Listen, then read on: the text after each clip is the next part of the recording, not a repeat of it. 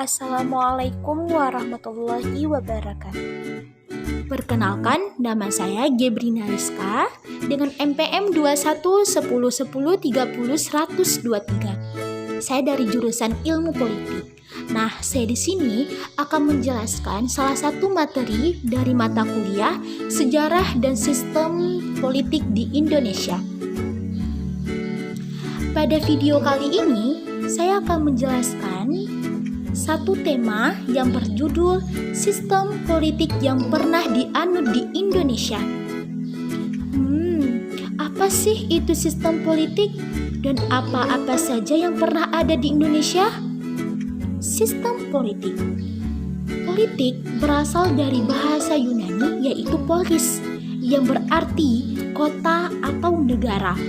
Sedangkan sistem yaitu sekumpulan unsur elemen yang saling melengkapi untuk mencapai suatu tujuan.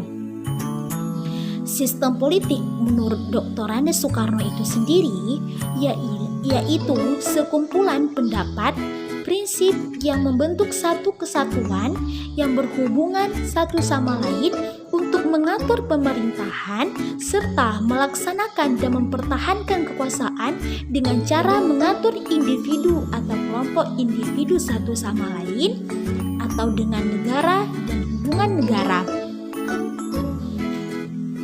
Kemudian, sistem politik yang pernah dianut di Indonesia. Yang pertama, ada sistem kerajaan. Pada sistem kerajaan ini hanya di lingkup kerajaan.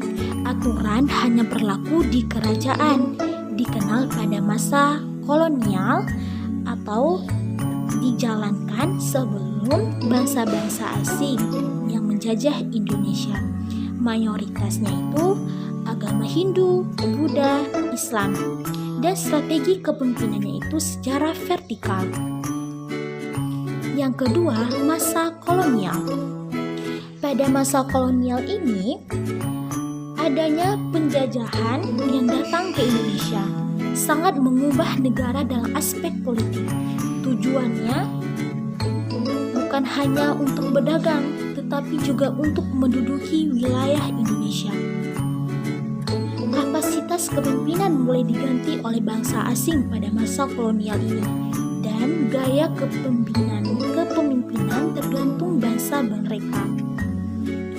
Yang ketiga, demokrasi liberal atau demokrasi yang bebas. Di sini sangat bebas, para aparat negara mulai royal pada bawahannya, memungkinkan semua tuntutan dijalankan bebas dan didengarkan oleh negara. Yang keempat, sistem demokrasi terpimpin. Pada sistem demokrasi ini adanya batasan dibuat pada tahun 1959 sampai 1965. Semua fasilitas dikuasai oleh militer dan sangat kuat, dan negara-negara sulit masuk, sama seperti dengan masa demokrasi dalam Orde Baru. Yang kelima, demokrasi Pancasila atau demokrasi pada reformasi. Di sini banyak perubahan dari berbagai aspek mulai diperhatikan kembali oleh negara. Contohnya, berpendapat yang dulunya ketat mulai longgar kembali dalam demokrat ini. Dan pada masa demokrasi Pancasila ini lebih baik dari sebelumnya, menjunjung tinggi nilai-nilai luhur Pancasila. Sistem ini merujuk prosedur, prinsip, dan keseimbangan yang dinilai secara demokratis. Kemudian, prinsip-prinsip pada sistem demokrasi Pancasila. Yang pertama, adanya pembagian kekuasaan, yaitu eksekutif, yudikatif, dan legislatif. Yang kedua, negara yang berdasarkan hukum. Dan yang ketiga, jaminan kebebasan individu dengan batas-batas tertentu. Hak-hak warga Indonesia di bidang politik. Yang pertama, ada hak untuk dipilih menjadi eksekutif dan anggota legislatif. Yang kedua, hak untuk memilih anggota eksekutif dan legislatif. Yang ketiga, hak untuk menyampaikan berorganisasi, dan yang kelima, hak untuk tidak memilih, dan yang terakhir yang keenam, hak untuk mendirikan partai politik. Kewajiban warga Indonesia di bidang politik. Yang pertama, ikut berpartisipasi dalam pemilihan umum. Yang kedua, ikut mengkritik dan membangun roda pemerintahan. Yang ketiga, ikut menjadi elemen penting dalam aspek politik.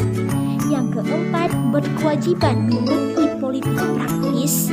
Dan yang kelima, berkewajiban mengikuti kewajiban yang telah diterapkan negara dan siap menerima sanksi-sanksi jika melakukan pelanggaran. Kenapa sih Indonesia menganut sistem demokrasi Pancasila? Alasannya yaitu karena untuk memelihara keseimbangan antara konflik dan konsensus yang memungkinkan terjadi perbedaan pendapat, persaingan, pertentangan antara individu dan individu lainnya, individu dan pemerintah, dan individu kepada kelompok-kelompok lainnya. Alasan yang sudah saya jelaskan dapat kita mengambil kesimpulan. Sistem politik Indonesia yaitu kumpulan atau keseluruhan berbagai kegiatan dalam negara Indonesia yang berkaitan dengan kepentingan umum, termasuk proses penentuan tujuan, upaya mewujudkan tujuan, serta pengambilan keputusan. Dan di antara sistem-sistem politik yang pernah ada di Indonesia yang sudah sangat efektif penerapannya yaitu di masa sistem demokrasi Pancasila atau sistem demokrasi pada masa reformasi. Ini yang dapat saya jelaskan, lebih kurang saya mohon maaf. Wabillahi taufiq wa hidayah. Wassalamualaikum warahmatullahi wabarakatuh. Terima kasih.